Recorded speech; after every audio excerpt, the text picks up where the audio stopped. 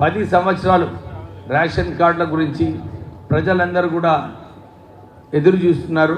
కానీ రాష్ట్ర ప్రభుత్వము మన జిల్లాకి 9,964 కొత్త రేషన్ కార్డులతో సహా రాష్ట్ర వ్యాప్తంగా సుమారు 16 లక్షల కొత్త రేషన్ కార్డులు ఇవ్వడం జరిగింది. యాసంగి 2024-25 సీజన్లో జిల్లాలోని రైతులందరికీ నిర్దేశించిన మద్దతు కల్పించుటకై వరి ధాన్యం కొనుగోలు కేంద్రాలు ఏర్పాటు చేసి 3,19,143 మెట్రిక్ టన్నులను వరి ధాన్యం 80,873 మంది రైతుల నుండి కొనుగోలు చేసి ఇప్పటి వరకు ఈ 675 కోట్లు 73 లక్షల రూపాయలు చెల్లించడం జరిగింది. 14,994 మంది రైతుల నుండి 62,747 మెట్రిక్ టన్నుల సన్న ధాన్యం సేకరించడం జరిగింది. వీరికి క్వింటాలుకు 500 రూపాయలు బోనస్ చొప్పున మొత్తం 31,37 లక్షల రూపాయలు రైతుల ఖాతాలో త్వరలోనే జమ చేయడం జరుగుతుంది. విద్యాశాఖ మెదక్ జిల్లాలో 74,265 విద్యార్థులకు 2 జతల ఏకరూప దుస్తులను మరియు పాఠ్య పుస్తకాలను, వర్క్ బుక్కులు మరియు నోట్బుక్లు ఉచితంగా ఇవ్వడం జరిగింది. ఈ సంవత్సరం నుండి 1వ తరగతి నుండి 5వ తరగతి వరకు గల 32,773 విద్యార్థులకు కూడా నోట్బుక్లు ఉచితంగా పంపిణీ చేయడం జరిగినది. అన్ని రెసిడెన్షియల్ పాఠశాలలో మరియు హాస్టళ్లలో డైట్ ఛార్జీలు పెంచి నాణ్యమైన పోషకాలతో కూడిన భోజనం అందిస్తున్నాం. ప్రభుత్వ జూనియర్ కాలేజీలు మరమ్మతుల కొరకు 3,26 లక్షల రూపాయలు మంజూరు చేయడం జరిగింది. జిల్లాలో కొత్తగా 200 కోట్ల రూపాయలతో young India integrated residential school complex మంజూరు చేయడం జరిగింది. అతి త్వరలో ఈ ఇంటిగ్రేటెడ్ స్కూల్ ఫండ్ కూడా ప్రారంభం జరుగుతుంది. గృహ నిర్మాణ శాఖ ఇంద్రమ్మ ఇల్లు తెలంగాణ ప్రజలు 10 సంవత్సరాలు డబుల్ బెడ్రూమ్ గురించి వారందరూ కూడా ఎదురు చూసినారు. కానీ అప్పుడు కాలేదు. ఇంతకుముందు కాంగ్రెస్ హయాంలో ఏదైతే అప్పుడు ప్రభుత్వము ఇందిరమ్మ ఇల్లులు ఇచ్చిందో మళ్ళీ ఒకసారి ఇందిరమ్మ ఇల్లు ఇచ్చే కార్యక్రమం తీసుకోవడం జరిగింది.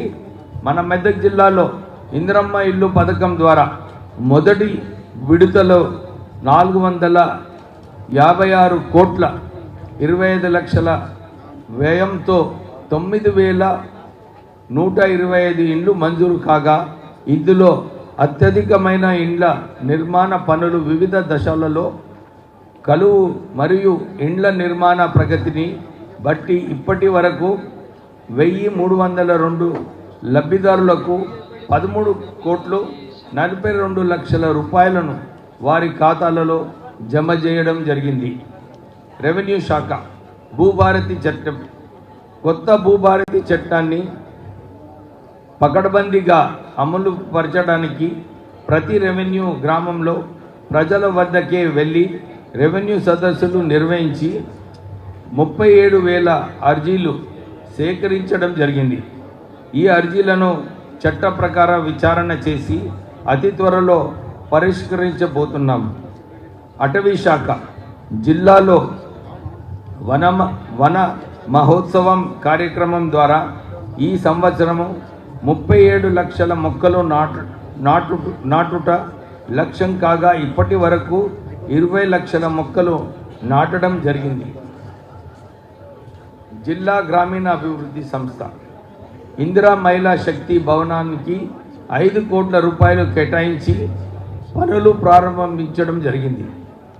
ఇందిరా మహిళా శక్తి పథకం ద్వారా గడిచిన ఆర్థిక సంవత్సరంలో బ్యాంక్ లింకేజ్ ద్వారా 110.53 కోట్ల రూపాయలతో 7,758 మహిళా సభ్యులకు చిన్నతర వ్యాపారుల పెట్టించి వారి ఆర్థిక ప్రగతికి తోడ్పడడం జరిగింది. వడ్డీ లేని రుణాల కింద 10,574 మహిళా సంఘాలకు 21.69 కోట్ల రూపాయలు వడ్డీ రాయితీ మంజూరు చేయడం జరిగింది. పంచాయతీరాజ్ శాఖ ఏడుపాయల వనదుర్గ అమ్మవారి పరిసరాల అభివృద్ధి కొరకు 35 కోట్ల రూపాయలు వ్యయంతో పనులు ప్రారంభించడం జరిగింది. మెదక్ చర్చ్ పరిసరాల అభివృద్ధి కొరకు 29 కోట్లు 18 లక్షల రూపాయలు మంజూరు చేసి పనులు ప్రారంభించడం జరిగింది. విద్య, వైద్యం, ఉపాధి, వ్యవసాయ, మహిళా మరియు శిశు సంక్షేమ, రోడ్లు, ఇరిగేషన్, రెవెన్యూ, పంచాయతీలు, మున్సిపాలిటీలు, వాటర్ సప్లై, వెటర్నరీ మరియు ఇతర అన్ని శాఖలలో విప్లవాత్మకమైన అభివృద్ధి సాధించడం జరిగింది చెప్పడానికి చాలా సంతోషిస్తున్నాను. పోలీస్ శాఖ శాంతి భద్రతలు పరిరక్షణలో, నేరాలు నిరోధించడంలో, రహదారులు ప్రమాదాల నివారణలో, మత్తు పదార్థాల మరియు సైబర్ నేరాల నియంత్రణ కొరకు కృషి చేస్తున్న పోలీస్ యంత్రాంగానికి నా కృతజ్ఞతలు తెలియజేస్తున్నాను. ప్రభుత్వ అభివృద్ధి సంక్షేమ పథకాలను ప్రజల వద్దకు తీసుకెళ్లి విజయవంతం చేస్తున్న అధికారులకు, ఉద్యోగులకు అభినందనలు. జిల్లా అన్ని రంగాలలో మొదటి స్థానంలో నిలుపుటలో ప్రజలు, ఉద్యోగాలు ప్రతి ఒక్కరూ పని చేయాలని విజ్ఞప్తి చేస్తున్నాను. ఈ సందర్భంగా ఇక్కడికి విచ్చేసిన ప్రజాప్రతినిధులకు, అధికారులకు, సిబ్బందికి, మీడియా ప్రతినిధులకు, ప్రజలకు మరొకసారి స్వాతంత్ర దినోత్సవ శుభాకాంక్షలు తెలుపుతూ ముగిస్తున్నాను. జై తెలంగాణ, జై హింద్.